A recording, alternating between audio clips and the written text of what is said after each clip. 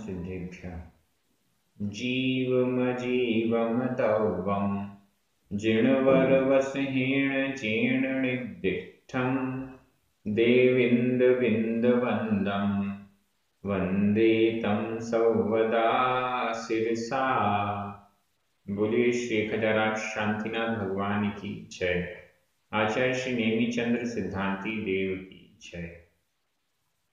हम सभी बड़े सौभाग्यशाली हैं जो हमें आचार्य नेमिचंद्र सिद्धांती देव द्वारा रचित महान ग्रंथ द्रव्य संग्रह के अध्ययन का अवसर मिल रहा है। यह ग्रंथ जैन धर्म और तत्व को अपने अंदर समाहित किए हुए है। सार रूप से केवल 58 गाथाओं में संपूर्ण जैन धर्म का हृदय प्रकट कर दिया गया है। आज हम गाथा क्रमांक 32 का अर्थ करेंगे। अभी तक आश्रव तत्व का वर्णन भावाश्रव और द्रव्याश्रव के रूप में हो चुका है। यहाँ इस गाथा से बंध तत्व प्रारंभ हो रहा है। बंध के भी दो भेद किए जाएंगे, भाव बंध और द्रव्य बंध, और इन दोनों का स्वरूप इस गाथा से हमें प्राप्त होगा। चलिए प्रारंभ करते हैं। गाथा क्रमांक 32 उच्चारण। बज्झदि बज्झदि आधा ज झ बज्झदि कम्मम कम्मम जीर्ण जीर्ण दु चेदन भावेण चेदन भावेण भावबंधो भावबंधो सो कम्मादपदेशाणम कम्मादपदेशाणम अर्णोर्ण अर्णोर्ण पवेशणम अर्णोर्ण पवेशणम आधाना पुराणा दो बार है। अर्णोर्ण पवेशणम इदरो इदरो बज्झदिकं मम जीर्णदु बज्झदिकं मम जीर्णदु चेदन भावेण भावबन्धोऽसो चेदन भावेण भावबन्धोऽसो कम्मादपदेशाणम्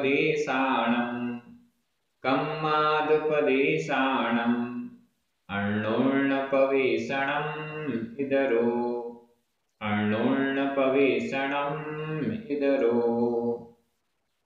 गाथा का उच्चारण तो एकदम सरल है, बस अर्णोर्ण इसमें दो बार णा जो आया है उसका उच्चारण थोड़ा सा ठीक कर देंगे तो पूरा सही हो जाएगा। अब यहाँ पर अर्थ की दृष्टि से हम चर्चा करें।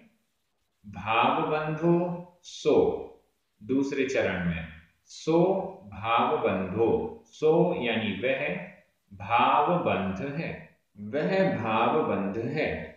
ऊपर वाली लाइन में तो भावबंध बताया गया है और नीचे लिखा है इदरो, एकदम लास्ट में इदरो इतर इतर इतर यानी उससे विपरीत, उसका उल्टा, भावबंध का उल्टा, भावबंध का विपरीत, जिसे द्रव्य बंध कहा जाता है।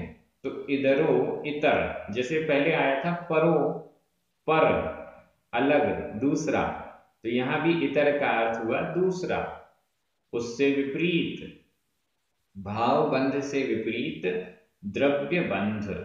ऊपर वाली पूरी लाइन में भावबंध की चर्चा है, भावबंध की परिभाषा है, और नीचे वाली लाइन में द्रव्य बंध की परिभाषा है। पहला दूसरा चरण भावबंध का, तीसरा और चौथा चरण द्रव्य बंध का। अब देखिए, भावबंधो सो, सो भावबंधो, सो यानी वह, भावबंधो वह भावबंध है। बंध किसे कहते हैं? कर्मों का आत्मा से एकमेक संबंध हो जाना, आपस में मिलकर एक हो जाना। बंध किसे कहते हैं? दो वस्तुओं का आपस में मिलकर एक हो जाना। एक हो जाना जैसे दूध में शक्कर मिला दी जाती है।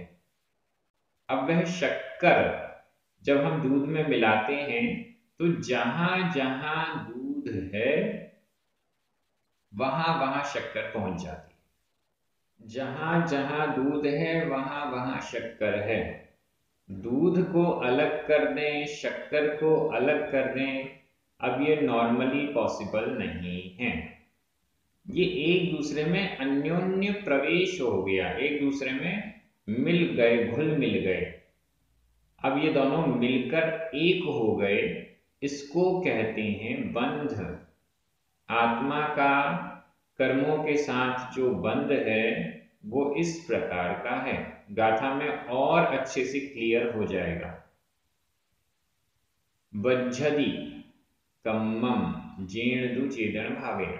बज्झति, बज्झति बंधता है।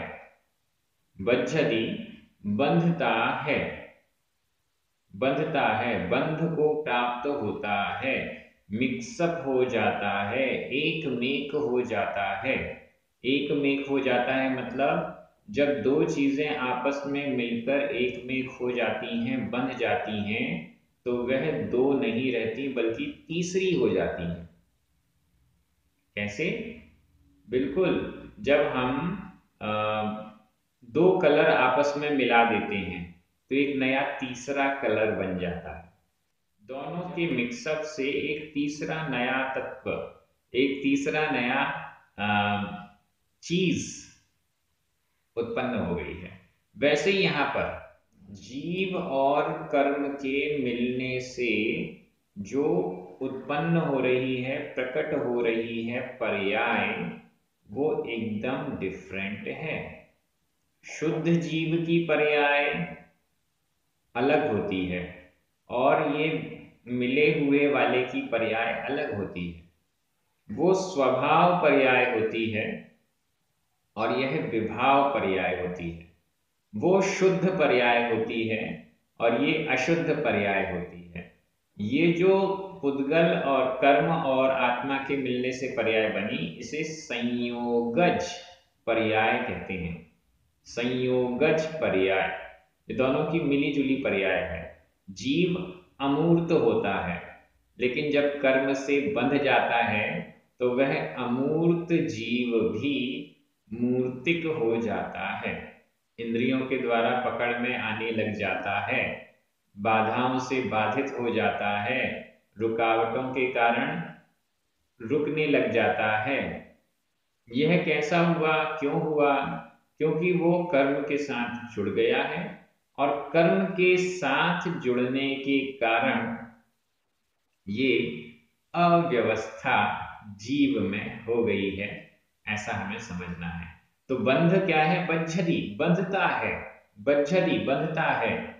क्या बंधता है? कम्मम, कर्म, कर्म बंधता है।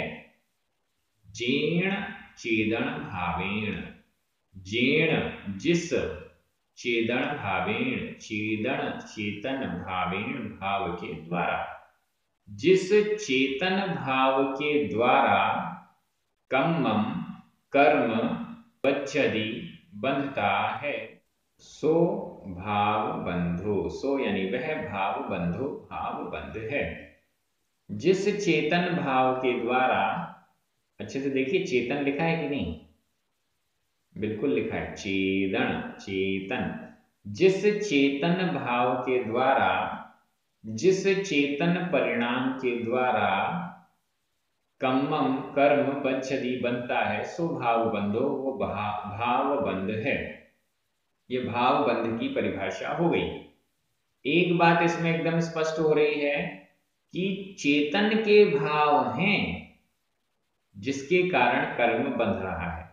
कर्म के भाव तो होते नहीं, कर्म की मनमर्जी तो होती नहीं कि इसको बंध जाओ उसको नहीं बंधो, है ना?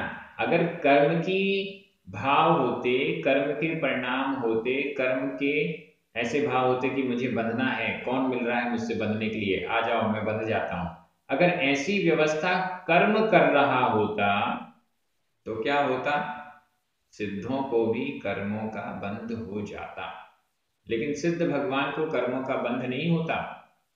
अनंत काल तक भी वो कर्मों कार्बन वर्गणाओं से घिरे हुए जहां स्थित हैं वहां पर कार्बन वर्गणाएं हैं, लेकिन फिर भी उनको कर्मों का बंध नहीं होता, क्योंकि यहाँ बंधने का परिणाम कर्म नहीं कर रहा है, जीव कर रहा है।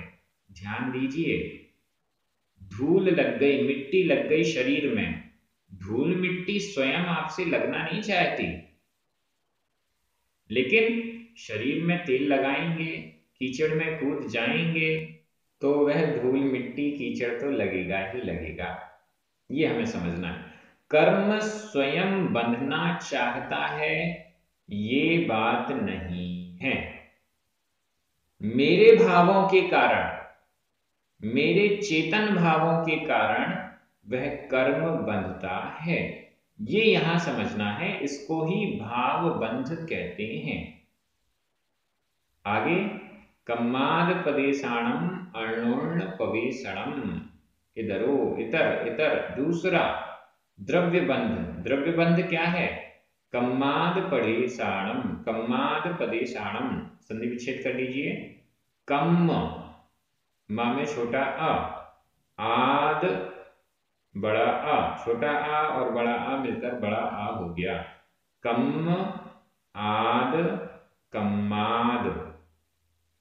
कम्म कर्म, आद आत्मा, कर्म आत्मा, कर्म और आत्मा के पदेशाणम प्रदेशों का, प्रदेश शब्द दोनों में लगा दीजिए। कर्मों के प्रदेश और आत्मा के प्रदेशों का। कर्मों के भी प्रदेश होते हैं, आत्मा के भी प्रदेश होते हैं।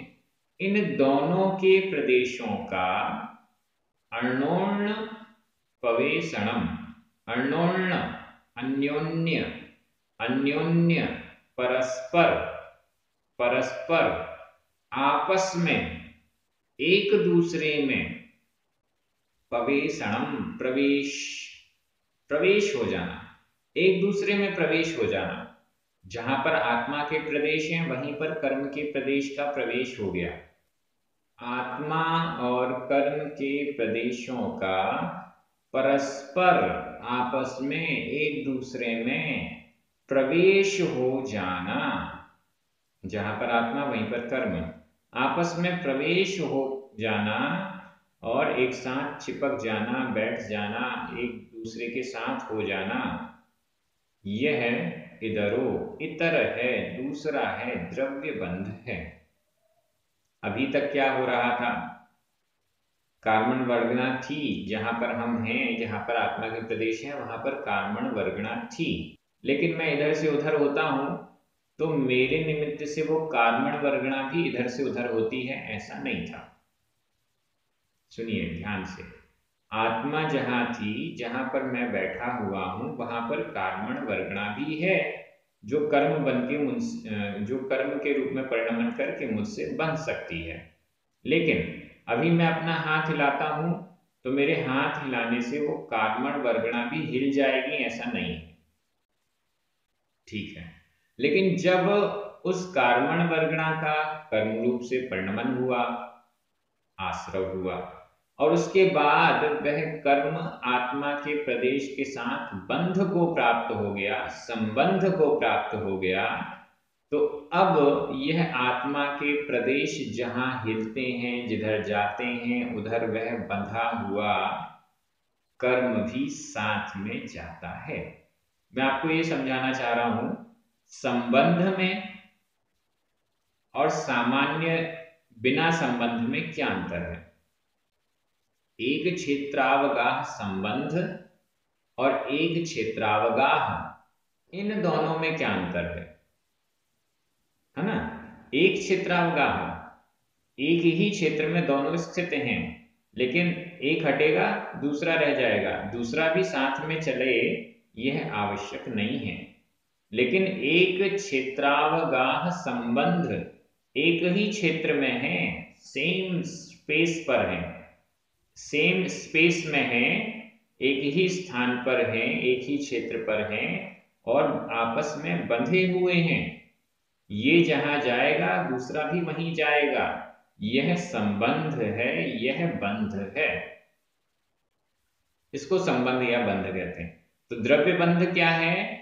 कम्माद प्रदेशाणम, कर्म और आत्म प्रदेशों का, कर्म के प्रदेश और आत्मा के प्रदेशों का अन्योन्य प्रवेशनम, अन्योन्य प्रवेश, आपस में एक दूसरे में प्रवेश कर जाना, यह इतर यानी दूसरा द्रव्य बंध है।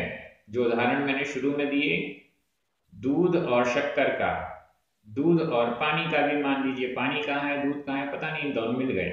अब जहां दूध है वहीं पानी है।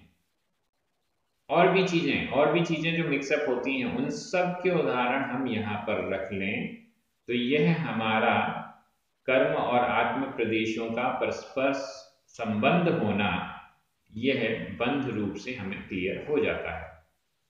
कई लोग कहते हैं कि आत्मा में कर्मों का बंध कैसा है? ऊपर ऊपर है। अब यह ऊपर ऊपर शब्द यहां पर नहीं लिखा, यहां तो अंदर अंदर अन्योन्य लिखा हुआ है। क्या कहते हैं वो लोग?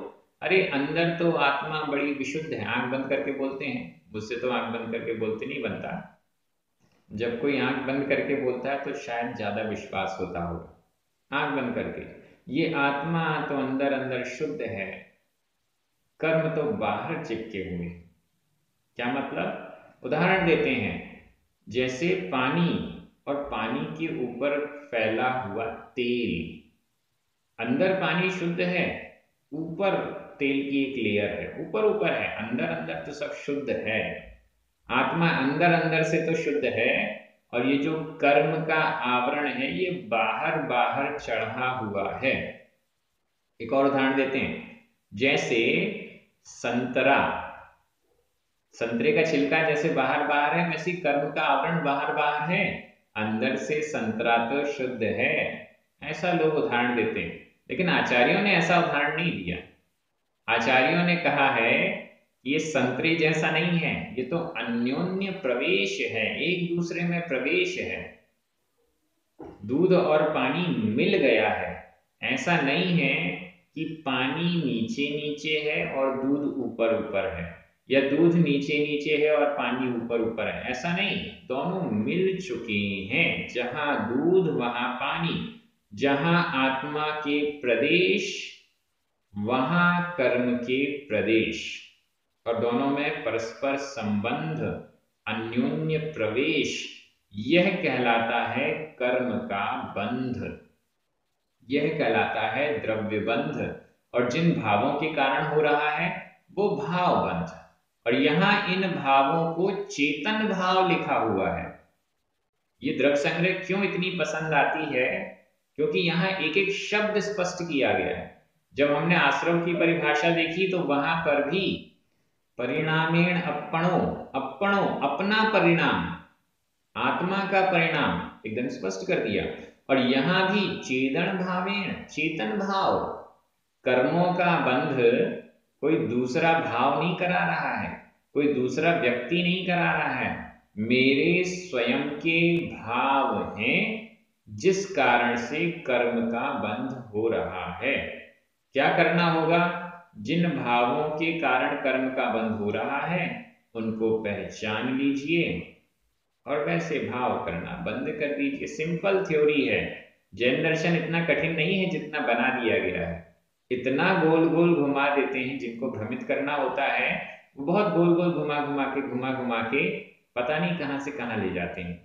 यहाँ बंध के विषय में बहुत अधिक लोगों को भ्रमित किया जाता है। ये कहना चाहते हैं कि आत्मा अंदर से शुद्ध है और ये बंध बंध कोई चीज होती नहीं है।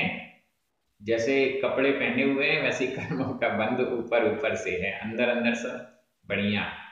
ये सब कहना गलत है। जैन आचार्य ऐसा नहीं कहना चाहते हैं। ये द्रव्य संग्रह की गाथा स्पष्ट कर रही है। भाव बंध और द्रव्य बंध की अवधारणा इस बात को स्पष्ट कर रही है। मुझे लगता है गाथा का अर्थ एकदम क्लियर हो गया है। रिवीजन की दृष्टि से मैं गाथा का अन्वय कर रहा हूं, आपके मन में हिंदी अर्थ चलना चाहिए। जीर्ण चेदन भावेण कम्मं बज्झति सो भावबंधो। दु दु का अर्थ यहां पर और लगा लीजिएगा। कम्म आद पदेशाणम अण्णोर्ण पवेशणम इधरो। मैं हिंदी अर्थ कर रहा हूं, आपकी नजर प्राकृत शब्दों पर जानी चाहिए। जिस चेतन भाव के द्वारा